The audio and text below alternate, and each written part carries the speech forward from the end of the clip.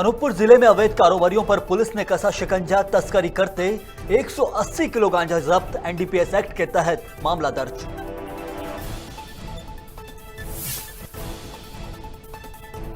पूर्व मंत्री जीतू पटवारी ने की प्रेस कॉन्फ्रेंस। भाजपा पर बोला हमला। कहा सरकारी माफिया पर बुलडोजर कब चलेगा और शिवराज सरकार सरकारी माफिया है।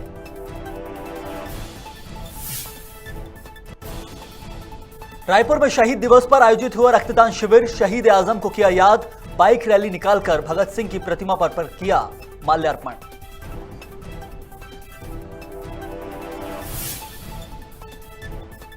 रतलाम जिले से 6 वर्षीय मासूम को अगवा करने वाला बाबा को जावरा पुलिस ने सरदारपुर से किया गिरफ्तार। हुसैन टेकरी से किया था बच्चे को किडनैप।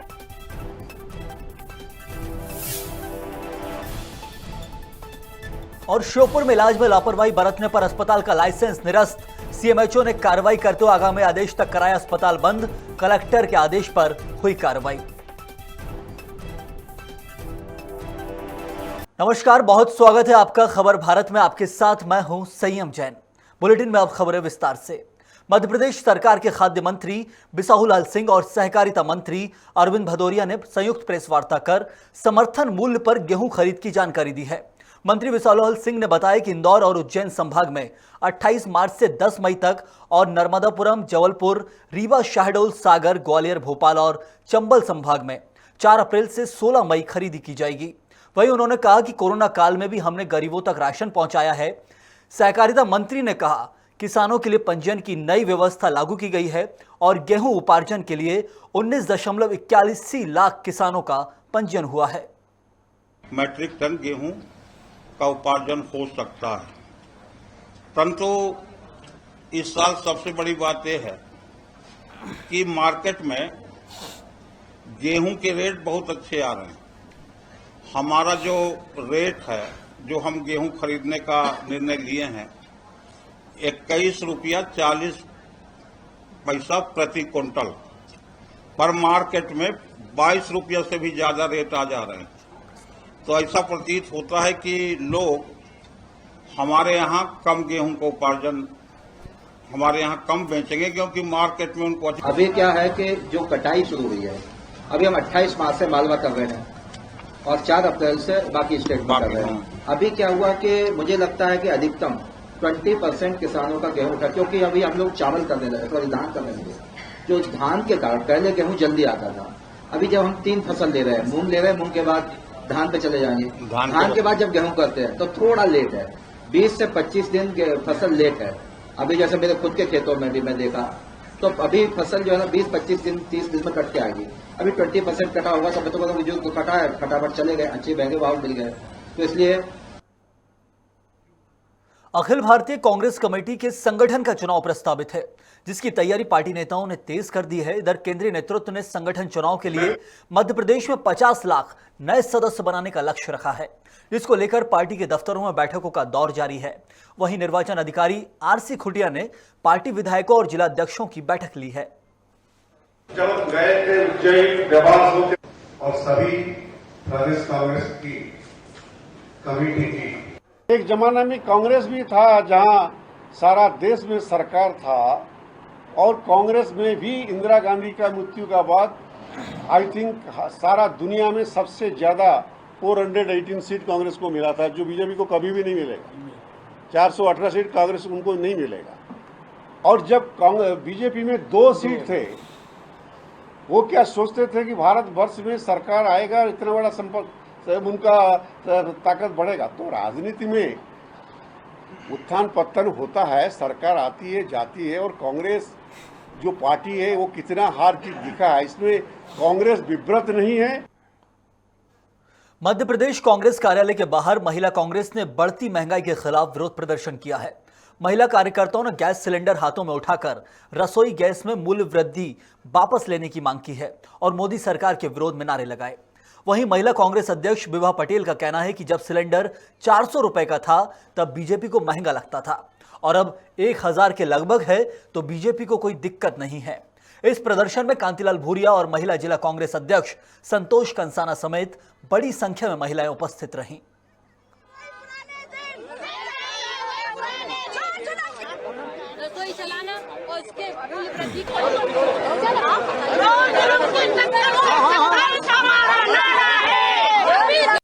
देखिए, लगातार सभी चीजों की कीमतें बढ़ रही हैं और कल रंगपंचमी के दिन जिस तरह से 50 रुपए बढ़ाकर एकदम से महिलाओं को भारतीय जनता पार्टी ने तोहफा दिया है, ये उसी के खिलाफ प्रदर्शन है।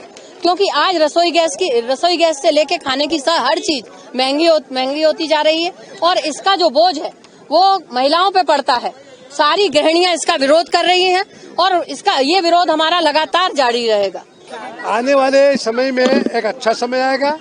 ये 17 साल से बीजेपी का बना जो कुशासन है उससे लोग परेशान है, किसान परेशान, मजदूर परेशान, महिलाएं परेशान। तो अब आने वाले समय में मतदाताओं ने ठान लिया है कि अब की बार कांग्रेस को लाके ही 2022-23 में कांग्रेस सरकार बनेगी। पूर्व मंत्री जीतू पटवारी ने प्रेस कॉन्फ्रेंस करके बीजेपी सरकार पर हमला बोला। जीतू पटवारी ने कहा कि जनता 2023 में बुलडोजर चलाएगी। पिछले 15 साल में शिवराज सिंह को बुलडोजर याद नहीं आया।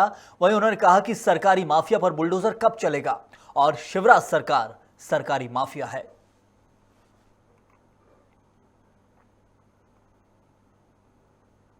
बुलडोजर मामा, सरकार पर बुलडोजर चलेगा 2023 में और जनता चलाएगी। और इसलिए चलाएगी कि 2 साल में आपकी उपलब्धियों में शिवराज जी जैसे सज्जन वर्मा जी ने कहा, सरकार को बचाना सबसे बड़ी उपलब्धि और शिवराज मुख्यमंत्री बने रहना ये उससे बड़ी उपलब्धि। इसके साथ ही साथ पूरे मध्य प्रदेश में शिवराज सिंह जी की सरकार ने सिर्फ तांडव किया और मध्य प्रदेश की आम जनता को छला।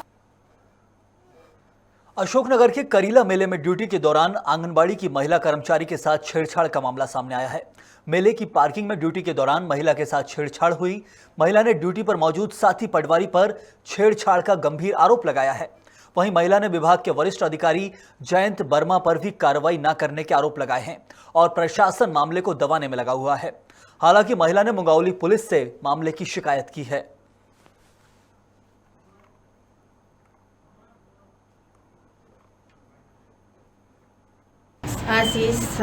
आशीष जैन के साथ में हमारी ड्यूटी, आशीष जैन हमारे साथ छेड़छाड़ किए तो हम फिर आज जिला अधिकारी सर से वहाँ से छट के जिला अधिकारी सर से हमने शिकायत की। जिला अधिकारी आज तक कुछ नहीं किया तो आज हम थाने में रिपोर्ट दर्ज करा रहे हैं। एक ऑन ड्यूटी महिला के साथ छेड़छाड़ी का ये पूरा मामला, जहां पर पटवारी के ऊपर छेड़छाड़ के आरोप लगाए गए हैं और वरिष्ठ अधिकारियों पर सीधे तौर पर महिला ने आरोप लगाए कि वो कार्रवाई नहीं कर रहे हैं, मामले को दबा रहे हैं। और अब मुंगावली पुलिस ने मामले को दर्ज कर लिया है, शिकायत दर्ज की है।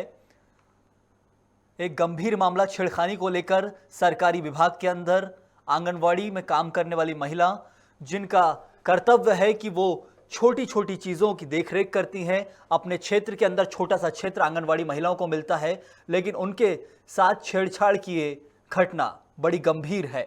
मध्य प्रदेश के अंदर अशोकनगर जिले का ये पूरा मामला, करीला मेले में ड्यूटी के दौरान आंगनवाड़ी की महिला कर्मचारी के साथ छेड़छाड़ी का ये मामला है पूरा का पूरा।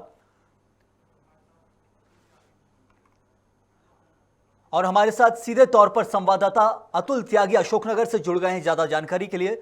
अतुल, ये पूरा मामला एक आंगनवाड़ी की महिला के साथ छेड़खानी को लेकर है, क्या कुछ कार्रवाई है और पुलिस क्या क्या कहना है? जी, मैं आपको बता दूं, आज से 2 दिन पहले अशोकनगर जिले के अंदर एक करीला धाम है, जहां पर करीब लाखों लोग दर्शन करने पहुंचते हैं। लेकिन वहां पर अभी प्रशासन द्वारा एक अपने आंगनबाड़ी कार्यकर्ताओं की ड्यूटी लगाई गई थी करीला धाम में, और उस रात किसी पटवारी द्वारा महिला का छेड़छाड़ करके आरोप लगाया गया है कि उसके साथ छेड़छाड़ की है। अब जब जो उस महिला जो आंगनबाड़ी कार्यकर्ता है उस महिला की छेड़छाड़ की, इसके बाद उन्होंने अपने जो महिला बाल विकास द्वारा जो अधिकारी से कांटेक्ट किया और उन्होंने ये अपनी बात रखी। लेकिन इसके बाद भी वहाँ के जो अधिकारी हैं जयंत वर्मा, उनको भी सूचना की कि मेरे साथ ऐसा हुआ, लेकिन इसके बाद भी उन्होंने कोई कार्रवाई का कोई ना आश्वासन दिया, ना कोई कार्रवाई करने का और दबाव बनाया कि ऐसे कोई ना की जाए। इसके बाद एक दिन महिला इंतजार करते रहे। जब लगा कि उनको ऐसा नहीं है तो भाई मोहाली थाने में एसडीओ साहब के पास एक ज्ञापन दिया कि मेरे साथ ऐसी ऐसी हरकत हुई है। जब इस बात का खुलासा हुआ तब अब देखते हैं कि अब ये जांच में लिया गया है कि अब क्या कार्रवाई की जाएगी पुलिस द्वारा। अतुल, एक गंभीर मामला है ये पूरा का पूरा, जहां महिला सशक्तिकरण की बात मध्य प्रदेश में हो रही है। महिला खुद आगे आकर शिकायत दर्ज करा रही है, लेकिन विभाग दबाने में लगा हुआ है। एसडीएम कलेक्टर का क्या कुछ कहना है, क्योंकि उनकी जिम्मेदारी ज्यादा बन जाती है इस मामले को लेकर? जी बिल्कुल, आपने सही कहा है कि मध्य प्रदेश सरकार द्वारा मुख्यमंत्री जी खुद कहते हैं कि महिलाओं का सम्मान पहले महत्वपूर्ण है, महिलाओं का अपमान नहीं होना चाहिए। लेकिन आज उस महिलाओं का जो अधिकारी है महिला बाल विकास द्वारा जो जयंत वर्मा है, उन्होंने सूचना दी थी कि मेरे साथ ऐसा ऐसा हुआ, इसके बाद भी कोई कार्रवाई नहीं है। तो ये एक बड़ा सवाली निशान होता है कि आखिर क्यों नहीं कार्रवाई की गई। ये महत्वपूर्ण है। आज जो महिला पीड़ित है और एसडीओ पे मोहाली में पहुंचकर अपना आवेदन दे रही, तो ये एक प्रशासन के ऊपर सवाली निशान होता है कि कार्रवाई क्यों नहीं की गई। विभाग अंदर ही अंदर कलंक से बच रहा है, लेकिन अब पुलिस का कर्तव्य बन जाता है। पुलिस ने किन धाराओं में मामला दर्ज किया या फिर सामान्य एप्लीकेशन लेकर अभी मामला यहाँ रखा हुआ है? अभी पुलिस ने जांच में लिया है कि और जो रिपोर्ट आई है और जो जांच के बाद जो तथ्य सामने आएंगे इसके बाद अगली कार्रवाई की जाएगी। बहुत शुक्रिया आपका अतुल। एक खास जानकारी सीधे तौर पर हमारे संवाददाता अतुल त्यागी अशोकनगर से दे रहे थे, जहां एक आंगनबाड़ी में काम करने वाली महिला के साथ छेड़खानी की घटना सामने आई है। पटवारी के ऊपर आरोप लग रहे हैं कि छेड़खानी की गई है, लेकिन वरिष्ठ अधिकारी इस मामले को दबा रहे हैं। कहा जाए कि कुछ भी सफाई देने से या मामले में हस्तक्षेप करने से बच रहे हैं, जिसके बाद महिला ने थाने की ओर रुख किया है। अब पुलिस के ऊपर ये पूरा का पूरा मामला कि आखिर कैसे इस मामले को सुलझाएगी, किन धाराओं में दर्ज करेगी। शुरुआती तौर पर फिलहाल अभी पुलिस ने इस मामले को जांच में लिया है। इसी के साथ बढ़ना होगा अगली खबर की तरफ। रतलाम से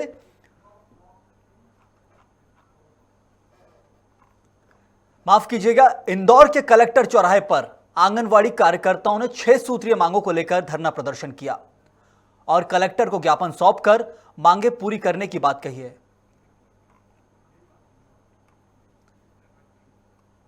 इंदौर के कलेक्टर चौराहे पर आंगनवाड़ी कार्यकर्ता ने 6 सूत्रीय मांगों को लेकर धरना प्रदर्शन किया और कलेक्टर को ज्ञापन सौंपकर मांगे पूरी करने की बात कही है। आंगनवाड़ी कार्यकर्ताओं का कहना है कि 2018 से अभी तक एरियर नहीं दिया गया है। कोरोना काल में उनसे काम कराया गया, लेकिन उसका भुगतान नहीं हुआ है। इसी को लेकर महिलाओं ने कलम बंद हड़ताल करने की चेतावनी दी है। एरियर को लेकर यह पूरा का पूरा मामला।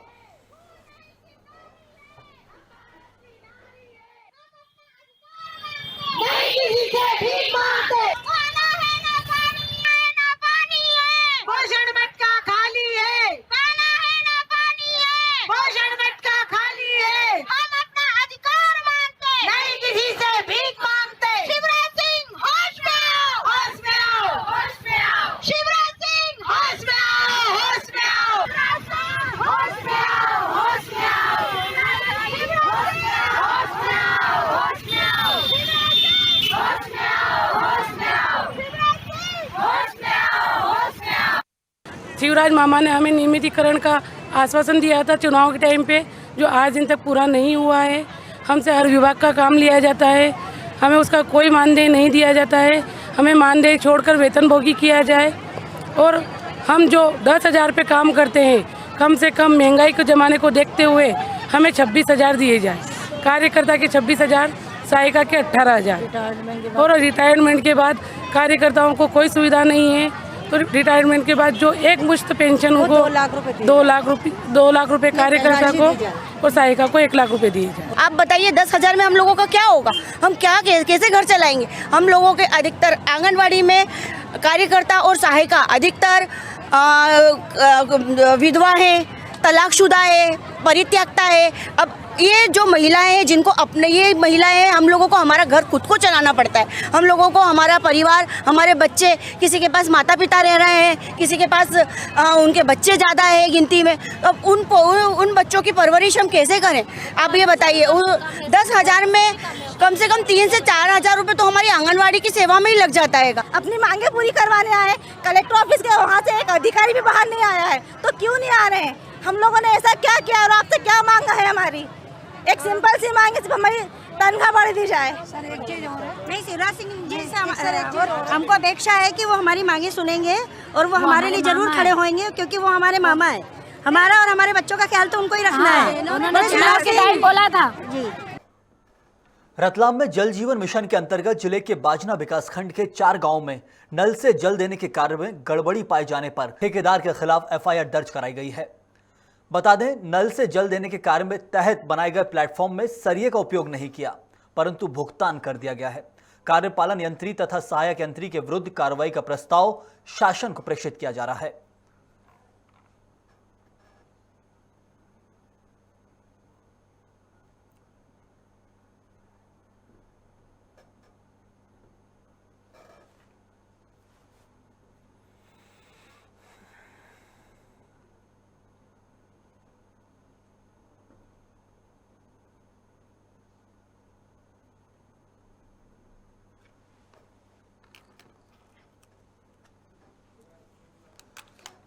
नल जल योजना में गड़बड़ी को लेकर कलेक्टर के ऊपर एफआईआर दर्ज की गई है। रतलाम में एक बड़ा मामला है जहां पर सरकारी अधिकारियों की लापरवाही, कहा जाए सीधे तौर पर अनदेखी, और ये पूरा का पूरा मामला जहां पर मध्य प्रदेश के मुख्यमंत्री ऑन द स्पॉट फैसले लेते हैं सरकारी योजनाओं में गड़बड़ियों को लेकर, लेकिन यहां पर शायद कुछ देर हो गई और अब जाकर एफआईआर हुई है कलेक्टर और ठेकेदार के खिलाफ।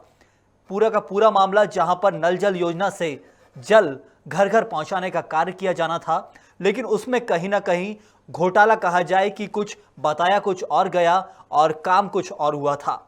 लेकिन जब जांच की गई तो इसमें ठेकेदार और कलेक्टर दोषी पाए गए हैं।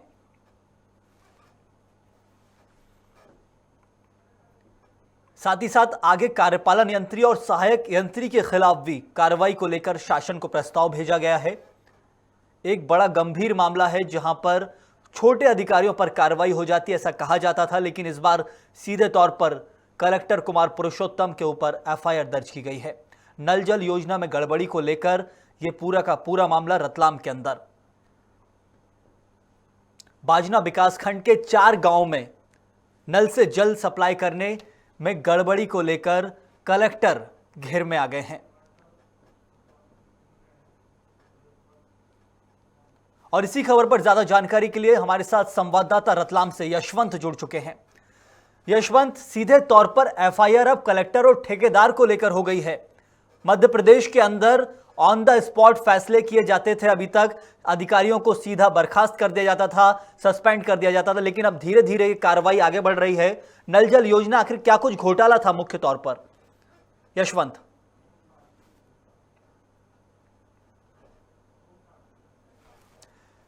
हमारा संपर्क नहीं हो पा रहा है शायद से उनसे, लेकिन आपको बता दें रतलाम के अंदर जल जीवन मिशन के तहत कलेक्टर और ठेकेदार के खिलाफ एफआईआर दर्ज की गई है। बाजना विकासखंड के 4 गांवों का यह पूरा का पूरा मामला है जहां पर नल से जल सप्लाई के काम करने में गड़बड़ी पाई गई है। और दोबारा हमारे साथ हमारे संवाददाता यशवंत जुड़ चुके हैं।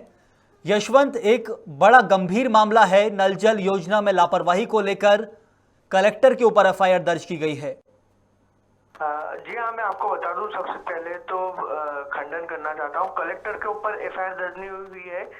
कलेक्टर कुमार पुरुषोत्तम द्वारा ये जो नल जल योजना है इसमें गड़बड़ी पाए जाने पर ठेकेदार के विरुद्ध एफआईआर दर्ज करने की बात कही है। साथ ही साथ उपयंत्री है जो उनको निलंबित करने के निर्देश भी दिए गए हैं। वहीं इस बड़े मामले में कार्यपालन यंत्री और सहायक यंत्री पर भी कार्रवाई को लेकर प्रशासन को प्रस्ताव भेजने का उन्होंने निर्देश दिया है। जल जीवन मिशन के अंतर्गत रतलाम जिले के बाजना विकासखंड के 4 गांव पड़ रहे हैं जहां पर नल जल योजना में के क्रियान्वयन में गड़बड़ी पाए जाने पर कलेक्टर कुमार पुरुषोत्तम द्वारा संबंधित ठेकेदार के ऊपर एफआईआर दर्ज करने की बात कही है। जरूर यशवंत, हम क्षमा चाहेंगे अपने दर्शकों से, हमने खबर प्रेषित की लेकिन आपने हमको सही कर दिया। आखिर ये गड़बड़ी को लेकर जो मामला सामने आया है 4 गांव का, इसमें और क्या कुछ अब कलेक्टर के आदेश के बाद, जैसा कि आप बता रहे हैं, और क्या कुछ होना है कार्रवाई को लेकर? क्या शासन को प्रस्ताव भेजा गया है? जैसा कि आप बता रहे हैं कि सामने तौर पर अब वहां पर कार्यपालन यंत्री और सहायक यंत्री के विरुद्ध कार्रवाई का प्रस्ताव भेजा है। जी हाँ, यह रतलाम विकासखंड की बाजना का मामला है, जहां पर स्कूलों में नल जल योजना के तहत नल लगाए जाने थे। वहां पर प्लेटफॉर्म तैयार किया जाना था, लेकिन जब कलेक्टर मौका मुआयना किया तो वहां पर प्लेटफॉर्म में ना तो सलिए मिले और ना ही उसकी जो गुणवत्ता रहती है वह सही पाई गई। इसमें 4 गांव पड़ रहे हैं बाजना विकासखंड में, आंबापाड़ा, पोनबट्टा, धौलपुरा और हेवड़ा गांव, जहां पर स्कूलों में नल जल के तहत जल देने के लिए प्लेटफॉर्म बनाए जाने थे। इसके अंतर्गत जब कलेक्टर ने मौका मुआयना करा तो ठेकेदार के विरुद्ध एफआईआर दर्ज करने की बात सामने आई है और साथ ही साथ उपयंत्री को निलंबित करने के निर्देश कलेक्टर कुमार पुरुषोत्तम द्वारा दिए गए हैं। यशवंत, ऐसा देखा जाता है कि ये जो योजनाएं सरकार के द्वारा चलाई जा रही है उनमें कहीं ना कहीं अधिकारियों का निरीक्षण बहुत मायने रखता है कि आखिर वर्तमान में कैसी परिस्थितियों से योजना चल रही है और उसका क्या क्रियान्वयन हो रहा है। तो कहीं ना कहीं ये मामला एफआईआर तक पहुंचा है, जैसा कि आप बता रहे हैं। तो उसके बाद क्या ये वक्त रहते निरीक्षण किया जाता तो ये गड़बड़ियों से बचा जा सकता था? एक गंभीर मामला है क्योंकि ये नहीं, देखिए, जिस प्रकार से शासन प्रशासन की जो योजना है उसको लेकर रतलाम कलेक्टर कुमार पुरुषोत्तम काफी गंभीर है। लगातार ऐसी कार्रवाई करते आ रहे हैं जिसके लिए वह जाने जाते हैं। विगत दिनों भी खबर भारत द्वारा कुछ खबरें बताई गई जिनका असर भी हुआ और कलेक्टर कुमार पुरुषोत्तम द्वारा तत्काल उन खबरों पर संज्ञान लेते हुए कुछ कार्रवाई भी की है ठेकेदार के विरुद्ध। ऐसा ही है, वर्तमान में नल जल योजना से जुड़ा हुए कई मामले हैं जिन पे लगातार ठेकेदारों पे कलेक्टर द्वारा कार्रवाई करते आ रहे हैं। इसी से जुड़ा हुआ बाजना विकासखंड के 4 गांव जहां पर स्कूल के बाहर नल जल योजना के अंतर्गत प्लेटफॉर्म बनाए जाने थे, जिसकी गुणवत्ता काफी दयनीय थी और वहां पर जब कलेक्टर द्वारा निरीक्षण भी किया गया तो नल भी टूटे पाए गए और वहीं जब प्लेटफॉर्म देखा गया तो उसमें ना तो सलिए मिले थे और ना ही सीमेंट की गुणवत्ता सही पाई गई, जिसके बाद में कलेक्टर ने तत्काल ठेकेदार के विरुद्ध एफआईआर दर्ज करने की बात कही और उपयंत्री को निलंबित करने के निर्देश भी दिए हैं। साथ ही साथ कार्यपालन यंत्री, सहायक यंत्री को पर भी कार्रवाई करने के लिए शासन को प्रस्ताव भेजने की बात सामने आई है। जी जरूर यशवंत, बहुत शुक्रिया आपका एक खास जानकारी के लिए। हम आपको बता रहे थे सीधे तौर पर कि कैसे यहाँ पर एक मामला नल जल योजनाओं को गड़बड़ी को लेकर था। कलेक्टर ने यहाँ पर पहुंचकर मुआयना किया और अब कलेक्टर महोदय ने ही वहां पर सीधे तौर पर कार्यपालन यंत्री और सहायक यंत्री के विरुद्ध कार्रवाई का प्रस्ताव शासन को भेजा है। इसी के साथ बढ़ेंगे अगली खबर की तरफ। मंदसौर के खिड़की माता मंदिर में भक्तों का तांता सुबह से ही लगना शुरू हो जाता है। भक्तों का मानना है कि मंदिर प्रांगण में पत्थर के घर बनाने से भक्तों की सभी मनोकामनाएं पूरी हो जाती हैं। मंदिर परिसर में नगर पालिका ने 1 दिवसीय मेले का आयोजन किया, जिसमें कलेक्टर गौतम सिंह, विधायक यशपाल सिंह सहित सीएमओ और तमाम लोग मौजूद रहे। खिड़की माता जी का मंदिर है, यह बहुत स्पेशल मंदिर है, बहुत अच्छा है, बहुत प्राचीन काल मंदिर है।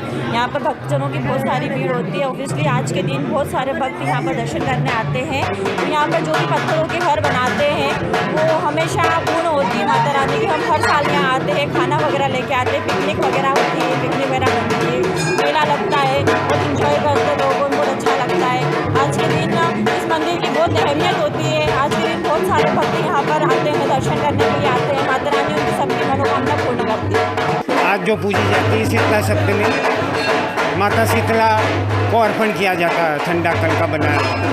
इस मंदिर को लेकर क्या मान्यता है? कोई घर वगैरह बनने की मान्यता रहती है? मान्यता तो घरों जो पत्थरों से बिल्डिंग दर बिल्डिंग बनाते हैं लोग, उससे ऐसी मान्यता। और बहुत से उनके मनोकामना पूर्ण हुई कि जो बेघर हैं, जिनके सर पे छत नहीं है, उनको माता रानी के आशीर्वाद से।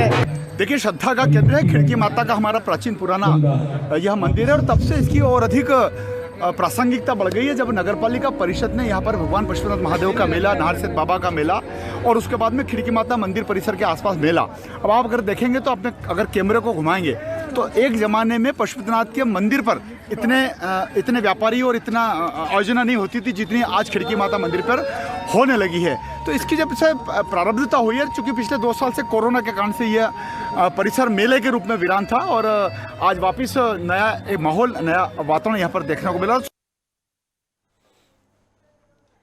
सीतापुर की ग्राम पंचायत देवगढ़ में एकता परिषद ने जनसंवाद कराया, जिसमें राष्ट्रपति के दत्तक पुत्र सम्मिलित हुए। वहीं परिषद के सामने ग्रामीणों की मूलभूत सुविधाओं को रखा गया है, जिसमें समस्याओं का समाधान हो सके। आपको बता दें कि आजादी के 75 साल बाद भी ग्रामीण आदिवासी समस्याओं से जूझ रहे हैं, जिनकी सुनने वाला कोई नहीं है। का समस्या है कहाँ है? और मैं अपन समस्या का हल कर चलते आए हूँ। मतलब मोला पानी हमर जग है नहीं है, मतलब ढोड़ी कर पानी नहीं है, हमर थन नरवा का पानी पीथन और कुछ नहीं है, नल नहीं है ना कुछ नहीं है। इसने पहाड़ में पड़े रहथन, मूलभूत सुविधा कुछ नहीं है हमर थन, एकदम गट्टी कोना। जो भी वैधानिक कार्रवाई होगी उच्च अधिकारियों से बात करके, जो हम लोगों का जो जनपद स्तर का होगा उसको हम लोग जनपद स्तर पर निपटाएंगे, और जो हम लोगों से अधिकार क्षेत्र से बाहर होगा उसको अधिकारियों से बात करके इनका निराकरण कराया जाएगा। बताया भी जा रहा है कि जो इनकी मूलभूत सुविधाएं जी, जल, जंगल, जमीन और सबसे बड़ी समस्या बिजली की भी समस्या। आज बताया जा रहा है आज़ादी के 75 साल बाद भी इनके घरों में बिजली नहीं है। इसको लेकर के कैसे किया जाएगा? इन समस्याओं से इनको कैसे दूर किया जाएगा? नहीं, सरकार का पॉलिसी है, धीरे धीरे डेवलपमेंट होगा। एक स्तर पे स्टेप बाय स्टेप कार्यक्रम होता है, और पहले तो कई गाँवों में भी नहीं था, नीचे के गाँव में भी नहीं था, आज भी कई गाँव छूटे हुए हैं। यहाँ पर हम लोगों ने भूमि अधिकार को लेकर समुदाय के साथ जन संवाद का कार्यक्रम रखा था, जिसमें सीतापुर, मेनपाट और बतौली तीनों विकासखंड के चुने हुए मुखिया लोग यहाँ उपस्थित हुए। लोगों के किस प्रकार की समस्या? लोगों का जल, जंगल, जमीन की समस्या के साथ साथ मूलभूत समस्याओं का निराकरण करने के लिए संवाद कार्यक्रम चलाया गया। किस तरह से आप लोग मूलभूत सुविधा को दूर करते हैं? जैसे मूलभूत सुविधा को हम लोग गांधीवादी तरीके से रचनात्मक काम करके या लोगों को इकट्ठा करके संवाद करके हल करने का प्रक्रिया में करते हैं। हमारी जमीन जो पकड़ल रही ना कब्जी करल वो लोग सब अपन बाट बराए के ले ली। कौन लेगी? पूरा करदना वाला। अच्छा। और गोविंदपुर वाला सीमा लगी से सीमा का पानी पिए थे, गोबनी करदना कर पानी पिए थे, और घर है गोविंदपुर। तो शिकायत नहीं करे कौन? हाँ, शिकायत यही शिकायत हो ही और का हो नहीं।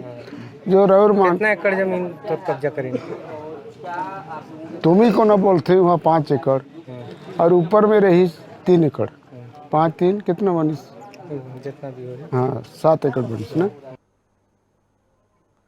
इंदौर में बोरिंग को लेकर दो पक्षों में विवाद हो गया, जिसमें भाजपा नेता उदय सिंह चौहान के बेटे सुजीत चौहान को चाकू लगने से मौके पर ही मौत हो गई है, जबकि 3 लोग गंभीर रूप से घायल हो गए हैं। इस घटना से गुस्साए ग्रामीणों ने चक्का जाम कर हंगामा कर दिया और आरोपियों के 2 पहिया वाहन में आग लगा दी। घटना की जानकारी लगते ही मौके पर भारी पुलिस बल सहित अपर कलेक्टर मौके पर पहुंचे, जहां ग्रामीणों ने काफी देर तक हंगामा मचाया और वहां मौजूद गाड़ियों में तोड़फोड़ कर दी। पुलिस ने कुछ आरोपियों को गिरफ्तार भी कर लिया है। ग्राम पीडम्बर में के निवासियों में बोरिंग की बात को लेकर विवाद हुआ, जिसमें एक व्यक्ति की मृत्यु हुई। 3-4 लोग घायल बताए जा रहे हैं, वो सीधे एम्बाई चले गए। एक बच्चे की डेथ हुई है। अभी हम आरोपियों की जो पतारसी कर रहे हैं और आरोपी की तलाश, जिसका भी होगा हम लोग कड़ी से कड़ी कार्रवाई करेंगे। लोगों ने चक्का जाम किया था, जो कि अब सबसे उनसे बातचीत करके उसको खुलवा दिया गया है, और जो आरोपी हैं उनकी पहचान करके उनको गिरफ्तार करने की कार्रवाई चल रही है। आपके चैनल के माध्यम से सभी व्यक्तियों से भी आगाह करना चाहूँगा कि जब तक किसी भी वीडियो की पुष्टि ना हो जाए, जब तक उसको अननेसरी फॉरवर्ड नहीं करना चाहिए। इस तरह की वीडियो जो भी लोग फॉरवर्ड कर रहे हैं, वो धारा 144 के तहत प्रतिबंधात्मक आदेश जारी हुआ है, जिसमें इस बात को स्पष्ट कहा गया है कि कोई भी वीडियो, कोई भी ऐसे मैसेजेस बगैर पुष्टि के यदि कोई फॉरवर्ड करता है तो वो भी दोषी माना जाएगा। उसमें महत्वपूर्ण इशू ये है कि अभी सबसे पहले हम लोग को आरोपियों को पकड़ना है, उनको चिन्हित करते हुए, और आगामी कार्रवाई करनी है।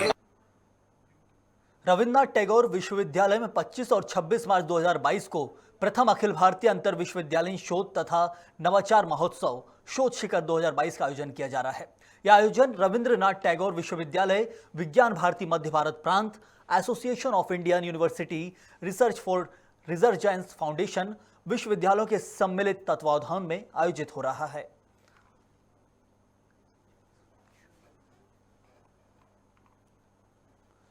श्योपुर से बड़ी खबर सामने आई है। नारायणी लाइफ केयर हॉस्पिटल के डॉक्टर के ऊपर इलाज में लापरवाही बरतने के चलते कलेक्टर शिवम वर्मा के निर्देश पर कार्रवाई की गई है। सीएमएचओ डॉक्टर बीएल यादव ने कार्रवाई करते हुए अस्पताल के लाइसेंस को आगामी आदेश तक निरस्त कर दिया है और आगे की कार्रवाई फिलहाल जारी है।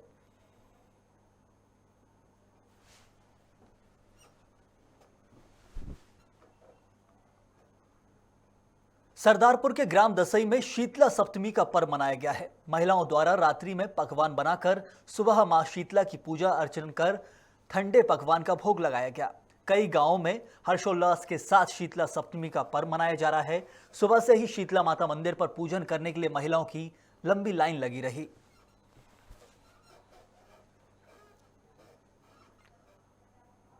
रतलाम में हिंदू जागरण मंच ने शहीद दिवस पर मशाल जुलूस निकालकर शहीदों को याद किया।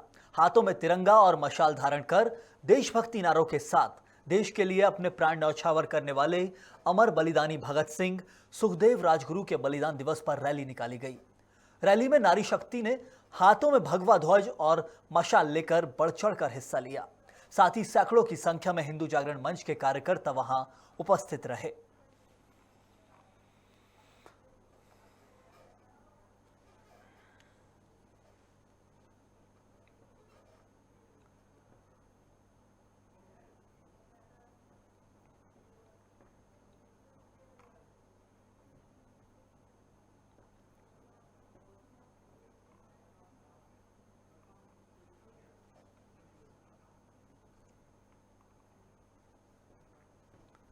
भाजपा सुशासन का पाठ पढ़ाने वाली पार्टी है, लेकिन भाजपा की गुनौर ब्लॉक की वरिष्ठ नेत्री और पन्ना जिले की जिला मंत्री अमिता बागरी ने कोतवाली पन्ना में एफआईआर दर्ज कराकर पूरे भाजपा सहित पन्ना की राजनीति में भूचाल ला दिया है।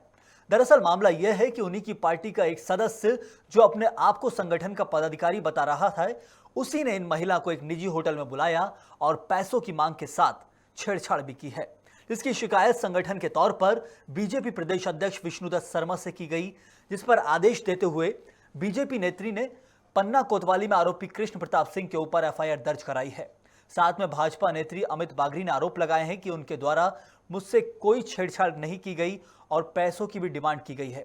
माफ कीजिएगा, उनके द्वारा मुझसे छेड़छाड़ की गई और पैसों की भी डिमांड की गई है, जिसमें आने वाले विधानसभा चुनाव 2023 में वे उन्हें गुन्नौर से बीजेपी का प्रत्याशी भी बना सकें। ये कृष्णा सिंह करके कल मुझसे लगातार फ़ोन पे बात कर रहा था और अनावश्यक बातें, अनावश्यक प्रलोभन देना कि पार्टी में हम आपको नया पद दिलवा देंगे और बड़ी पोस्ट पे बैठाएंगे, आपको दिल्ली लेवल के लोगों से मिलवाएंगे, उसके लिए पैसे की डिमांड करना और कुछ कंप्रोमाइज़ की बातें उसने की। और उसने मुझे मिलने मोहन राजविलास बुलाया। वहाँ पे भी उसकी जो स्थिति थी, मानसिक स्थिति, वो ठीक नहीं लग रही थी। जब मैंने उससे बात की, उसने अपने जो भाव व्यक्त करे थे वो सही नहीं थे, जो मेरे कहीं ना कहीं मान सम्मान को ठेस पहुंची है।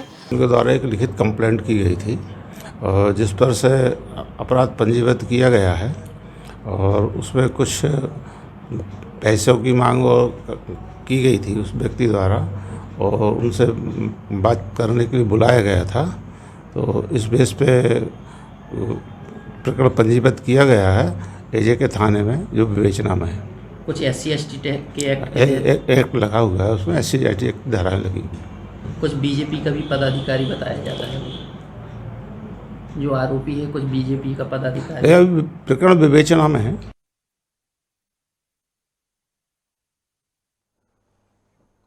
रतलाम जिले के जावरा स्थित धार्मिक स्थल हुसैन टेकरी से एक 6 वर्षीय मासूम को अगवा करने वाले बाबा को जावरा पुलिस ने धार के सरदारपुर से गिरफ्तार किया है। बच्चे की गुमशुदगी की रिपोर्ट 16 तारीख को परिवार ने जावरा थाने में लिखवाई थी। 16 मार्च को जावरा के धार्मिक स्थल हुसैन टेकरी पर मेले का आयोजन होता है, जहां दर्शन करने ये परिवार भी आया था। साथ में 6 साल का बालक राज अपनी मां कैलाशी पति सुखवीर के साथ हुसैन टेकरी आया था, जहां से उसे बच्चे को अधेड़ उम्र का बाबा अगवा कर साथ ले गया था। वहीं पुलिस ने सीसीटीवी कैमरे, साइबर सेल की मदद से आरोपी को सरदारपुर के हॉस्पिटल से गिरफ्तार कर न्यायालय में पेश कर उसे जेल भेज दिया है।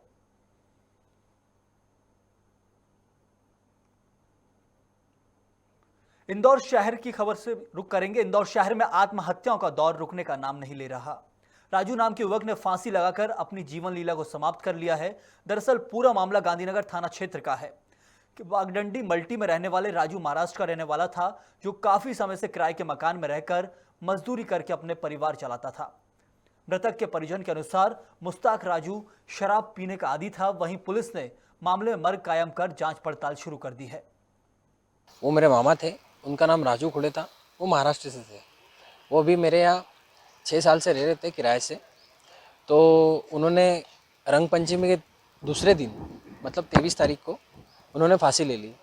इसका कारण पता ही नहीं सर, वो काफ़ी दारू पीते थे और उनकी पत्नी का कहना था कि वो 4 बजे पीकर आए थे बहुत सारी, और बच्चे सो रहे थे, सभी सो रहे थे और उन्होंने फांसी लगा ली। क्या काम करते थे और कितनी उम्र होगी लगता है? उम्र उनकी 38 उम्र थी और मजदूरी करते थे। तो वो ये साड़ी का फंदा बना के और झूलते हुए पाया गया था। फिर इसकी पत्नी ने आसपास वालों को बुला के इसको नीचे उतरवाया। फिर थाने पे सूचना आने पर हमने मर्ग क्रमांक 7/22 कायम करके इसकी जांच की जा रही है। कब की घटना है ये?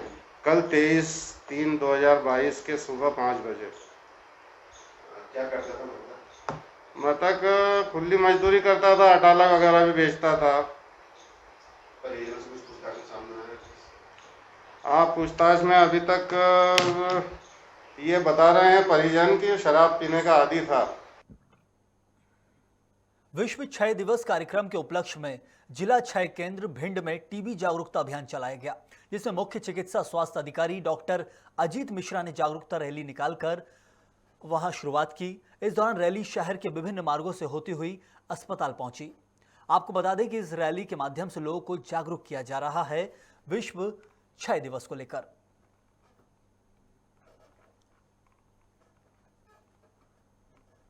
ग्वालियर के एराया में ग्रामीणों ने होली का त्योहार बड़ी धूमधाम से मनाया है। लोगों ने एक दूसरे को रंग लगाकर बधाइयां दी। वहीं गांव के युवाओं ने बड़े ही हर्ष और उल्लास के साथ होली मनाई।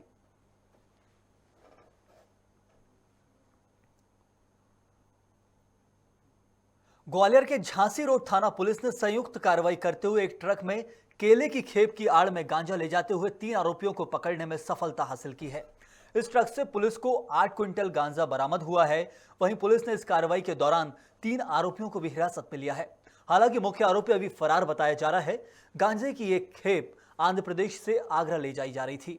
पकड़े गए गांजे की कीमत में ट्रक सहित 1 करोड़ रुपए बताई जा रही है। गांजे का वजन 9 क्विंटल है और बाकी पूरा वजन केले का था, जिससे कहीं चेक हो या किसी तोल कांटे पे तोला जाए तो वजन बराबर मिले, परंतु उसमें गांजा छुपा हुआ था। और जब ये हमें पिन पॉइंट इन्फॉर्मेशन थी, जब केले हटाए गए और काफ़ी नीचे जाके ये ट्रक में पूरे तलहटी पे पूरा गांजा बिछाया हुआ था और इसको जो कि बोरों में था, इसको सीज किया गया है और NDPS एक्ट के तहत कार्रवाई थाना झांसी रोड में की जा रही है। और ये एक बहुत ही अच्छा कैच था, जिसमें IG महोदय ग्वालियर द्वारा 20,000 रुपये का कैश रिवॉर्ड टीम को दिया जा रहा है। अनूपपुर जिले के पुलिस अधीक्षक अखिल पटेल ने अवैध कारोबारियों के खिलाफ अभियान छेड़ रखा है। प्राप्त जानकारी के अनुसार नाकाबंदी के दौरान 23 मार्च को अवैध मादक पदार्थ गांजा की तस्करी करने वाले कुछ अज्ञात व्यक्ति सफेद रंग की कार लेकर छत्तीसगढ़ तरफ से आते हुए दिखाई दिए। सूचना की जानकारी मिलते विशेष पुलिस की टीम गठित की गई। कार की गतिविधि संदिग्ध प्रतीत होने पर उसे रोकने का प्रयास किया गया। वहीं कार में बैठे 4 तस्करों में से एक व्यक्ति को पुलिस टीम ने हिरासत में लिया है। आरोपियों के कब्जे से अवैध मादक पदार्थ गांजा कुल 180 किलो जब्त किया गया, जिसकी कीमत करीबन 12 लाख रुपए बताई जा रही है।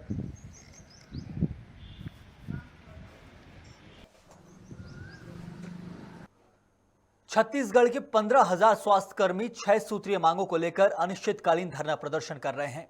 स्वास्थ्य कर्मियों का कहना है कि प्रदर्शन को लेकर मुख्यमंत्री का कोई बयान सामने नहीं आया है।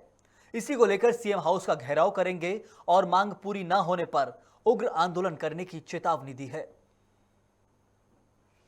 मुख्यमंत्री का घेराव इसलिए किया है क्योंकि 4 दिन हो गए स्वास्थ्यकर्मी आंदोलन पे और मुख्यमंत्री जी का कोई अभी तक बयान नहीं आया है। प्रदेश के 15,000 स्वास्थ्यकर्मी आंदोलन पे हैं। प्रदेश में टीकाकरण बंद है, प्रदेश में प्रसव योजना बंद है, प्रदेश में ग्रामीण स्वास्थ्य व्यवस्थाएं पूरी बंद है, 28 राष्ट्रीय कार्यक्रम 14 योजनाएं बंद है, प्रदेश में कोरोना वैक्सीनेशन बंद है, लेकिन मुख्यमंत्री जी का बयान क्यों नहीं आ रहा है? मुख्यमंत्री जी, स्वास्थ्य मंत्री जी से हमारी मुलाकात हुई। स्वास्थ्य मंत्री जी कह रहे हैं कि मैं विभाग से चर्चा करके बताऊंगा, पर चर्चा क्यों इतने जल्दी नहीं हुई? अगर आपको जनता की चिंता है, अपने आपको छत्तीसगढ़ मुख्यमंत्री समझते हो तो छत्तीसगढ़ के लोग ही आंदोलन पे हैं, छत्तीसगढ़ की जनता को तकलीफ हो रही है, छत्तीसगढ़ की जनता का ख्याल रखें आप, अन्यथा दोबारा सरकार में नहीं रहेंगे आपको हमारी मांगे पूरी कर। बाबा बाबा बोल रहा है।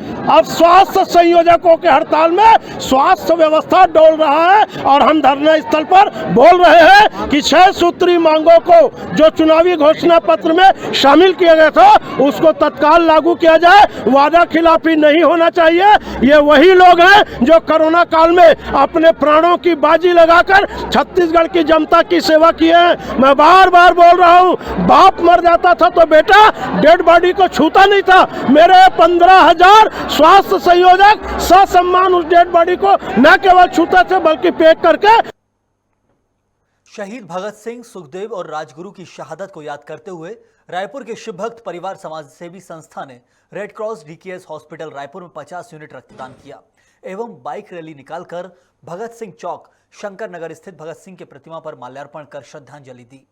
युवाओं के प्रेरणा स्रोत भगत सिंह की पुण्यतिथि को शिव भक्त परिवार ने शहादत दिवस के रूप में मनाया, जिसके तहत राजधानी शिव भक्त परिवार ने डीके अस्पताल के पास ब्लड बैंक में युवाओं ने रक्तदान महादान की धारणा को लेकर ब्लड डोनेट किया। साथ ही डीकेएस हॉस्पिटल में एडमिट मरीजों और उनके परिजनों को जूस, बिस्किट आदि खाद्य सामग्री वितरित की गई। इस अवसर पर शिव भक्त परिवार के अध्यक्ष बिक्की महानद ने शहीद आजम भगत सिंह को अपना आदर्श बताया और कहा, हम सभी युवाओं को भारत के वीर सपूतों से प्रेरणा लेनी चाहिए। खबर इंदौर से, जहां चंदन नगर थाना पुलिस को बड़ी सफलता मिली है।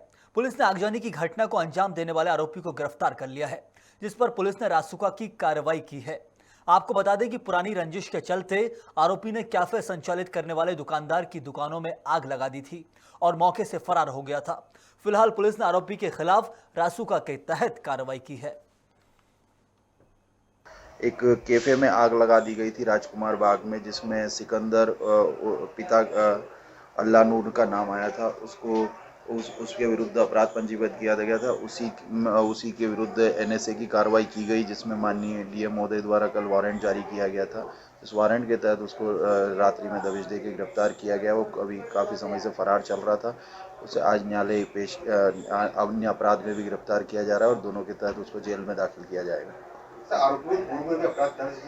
हाँ, थाने में उसके पूर्व में भी कुछ मारपीट और आर्म्स वार्म्स लेकर घूमने के अपराध है। उसके विरुद्ध एनएसए की कार्रवाई थाना चंदन नगर से की गई है।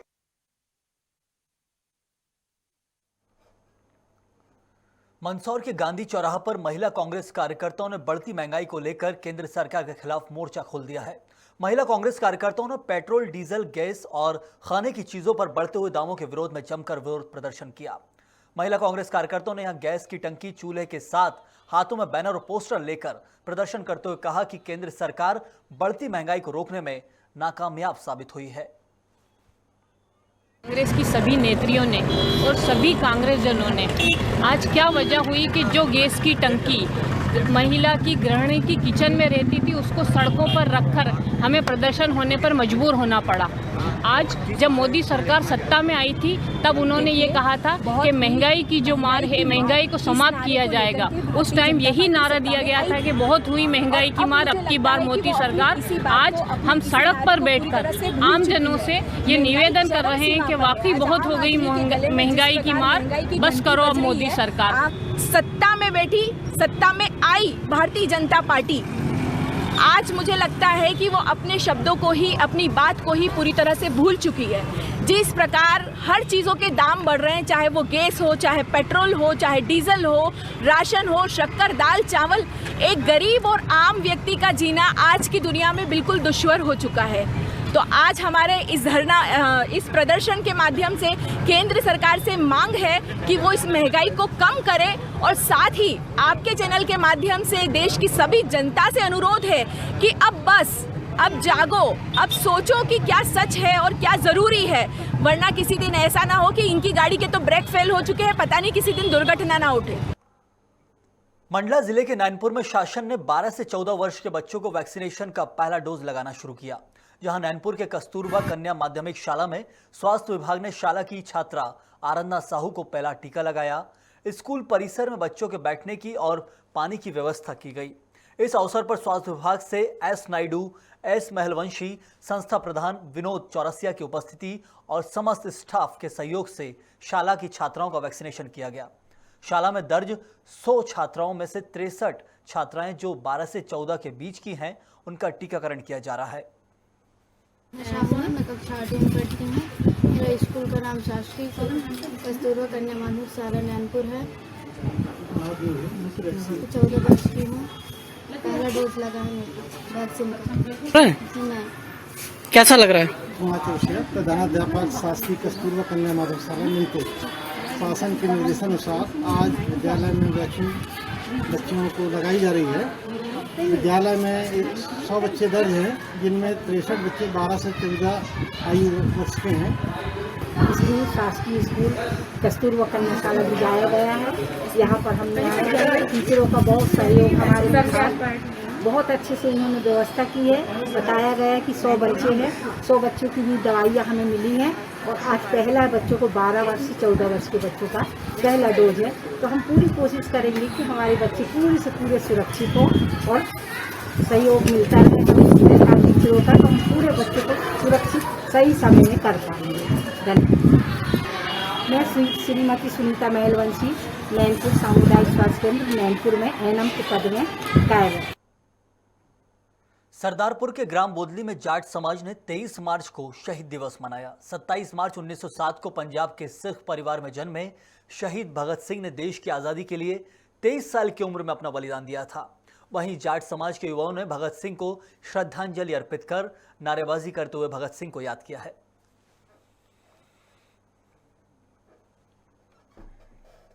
इस बुलेटिन में फिलहाल इतना ही। खबरों का सिलसिला खबर भारत में लगातार जारी है। आप बने रहिए खबर भारत के साथ।